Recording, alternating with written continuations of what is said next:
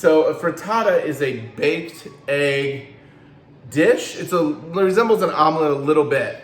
There's some key components to making it that are important to remember. So when you're making a frittata, it's important to, if you're adding a meat, drain all the fat out, because if you don't drain the fat out of the meat before you put it in, your frittata won't form, because the fat will release into the egg and then stop the beautiful pie egg thing from forming. Second, you want to pre-cook all the vegetables that are going in. I'm making a vegetarian frittata tonight, mostly because I didn't have any meat that I thought would go good in it. I had like ground hamburger and I was like, eh. So we'll do a vegetarian one and it'll still be delicious. Because just like in an omelet, the star of this dish is the egg. You get all your mise en place ready. So, and there's my kitchen, there's my rice cooker. Boop. So to get our mise en place ready, I've cut 3 potatoes into small dice, okay? I'm gonna cut one more and just show you how I cut it. So I'm just gonna half it, and then I'm gonna turn it up on its side and cut it into a plank. You see people go like this, you can. Less error involved turning it, but that's up to you. And then we're gonna cut it into matchsticks, or, you know, these guys here. And then we're just gonna small dice it.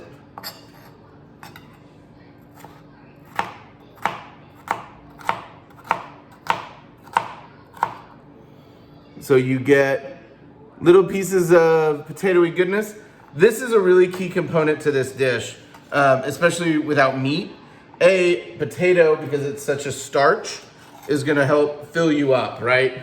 But we're gonna pan fry these potatoes, so they're gonna be a little crispy, and that's gonna be really important in this egg dish, because the texture of all the other ingredients is going to be soft, right? Egg is soft, the bell peppers and onion will be soft, the avocado. Now that we have our potatoes done, we're gonna rinse these, and once the water's clear, we know we're good to go. I'm gonna leave these 2 ends. I don't need all that skin. Bell peppers, right? I rinsed these previously, so we are good to go. Now, cut down the side, rotate, cut down the side, right? So you see I'm leaving the interior and I'm leaving a lot of that membrane, but I'm getting all the good parts. Boop. Now, come back, take your knife, and very carefully remove this skin and membrane, okay? We don't want to eat that. It's not bad for you, it just doesn't taste great. And then it's just the same process, right? I'm gonna cut these into strips.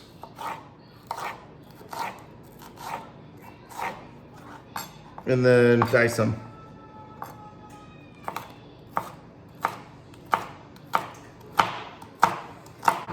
And so that'll be 2 bell peppers, 4 very small potatoes, like crazy small. They were smaller than these avocado, so very small.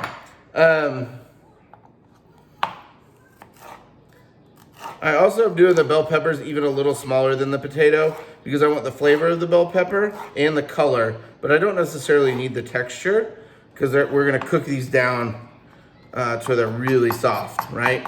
So if I'm gonna do that anyway, I might as well speed up the cooking process by cutting them pretty small. The smaller something is, the quicker it cooks, right? We know that from class when we cut down that big brisket into those small pieces and then braise it, and it only takes like 3 hours. So if we did a whole brisket, it would take like 10 to 12.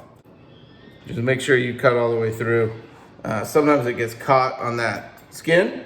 And it's 99.99% cut. Just gotta help it a little.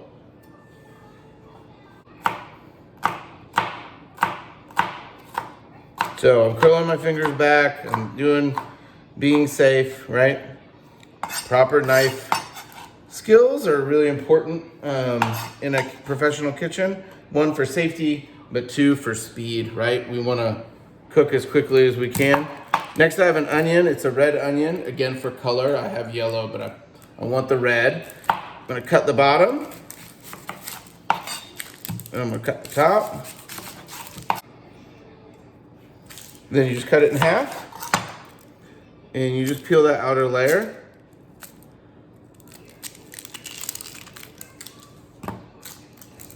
And I only need half of an onion. So you take your knife, come in.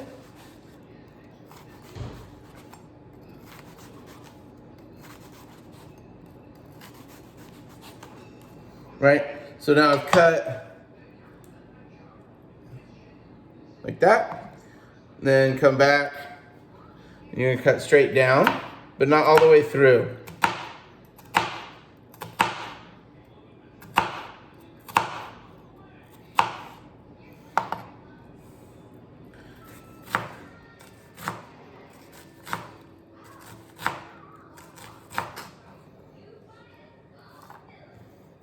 All right, and there's our onion. Super small dice, right? Ready to go. We're now moving into the cooking portion. So when we're cooking this stuff, what we wanna make sure we're doing is having the right pan. So we want a non-stick pan, or getting the frittata out at the end could be dicey. And what we're gonna do is we're gonna cook things in the order of density, to use a scientific term. So we're gonna go potatoes, and then after the potatoes are almost done, we're gonna add in the onion and the bell pepper. We'll probably do the bell pepper a few minutes before the onion, okay? And then once all that's done, we'll add in some butter. And when the butter's melted, we'll pour in our whisk and seasoned egg.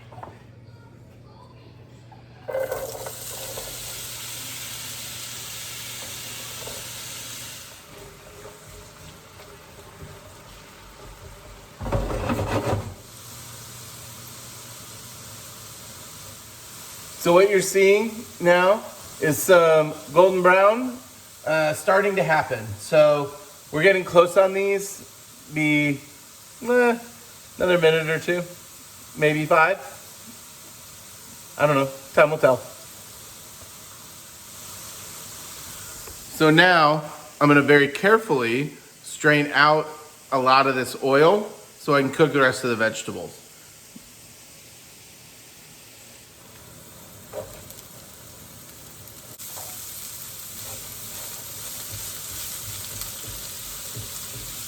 I'm gonna add my first round of seasoning, and it's just like a teaspoon to a teaspoon and a half of salt.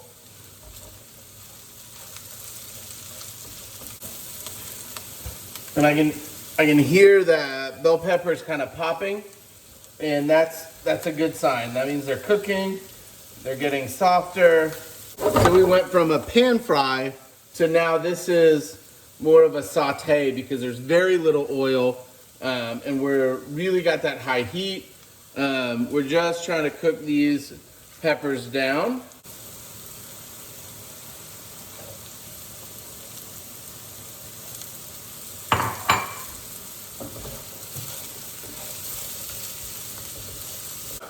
I have my oven preheated to 375.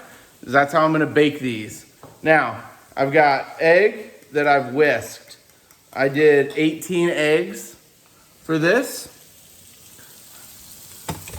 I'm gonna add some butter in here real quick.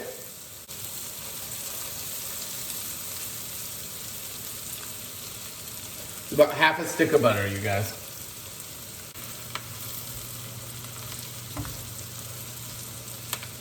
The butter's almost melted. We're gonna do round 2 of seasoning. We're gonna go black pepper.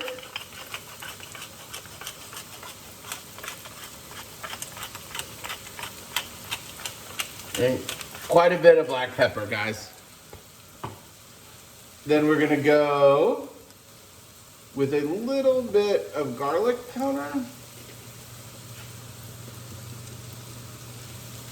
like half a teaspoon, not much at all. And then from here, it's just kind of how you want to take it.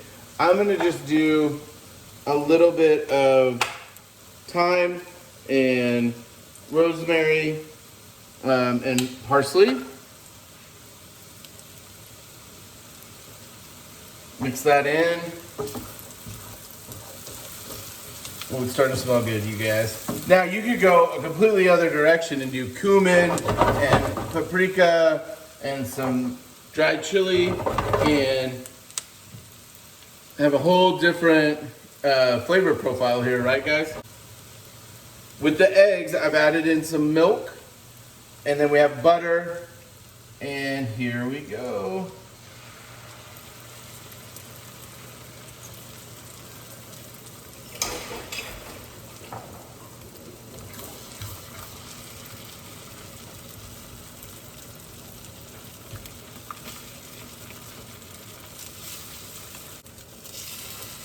Scraping down the sides, making sure it all stays in. Okay.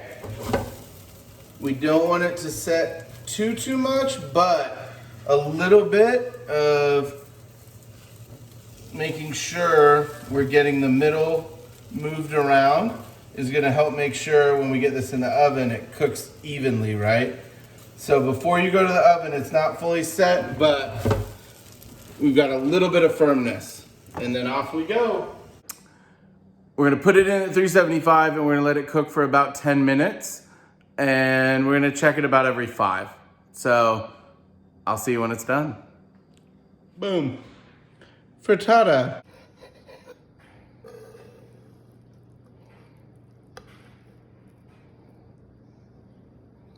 All right, cooked through, steaming, hot, beautiful baked egg frittata. I got 2 slices of avocado on there, and that is it.